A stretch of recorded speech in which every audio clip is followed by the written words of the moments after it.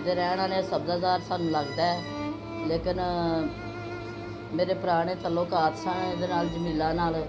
ये मेरी आंदी मेरे घर के हालात वेख के कहती कि तेरी बेटी ने मैं कोठी च लवा देनी है। तो मैं कहा ठीक है, ऐ नहीं कि मैनू जानती नहीं जानती, ये पुराने तल्लुकात ने मेरे इहदे नाल। इन्हें जाके कराची मेरी बेटी ने भेज दिता, मिलान तो नकार किया। 1 साल मेरी बेटी को हो गया।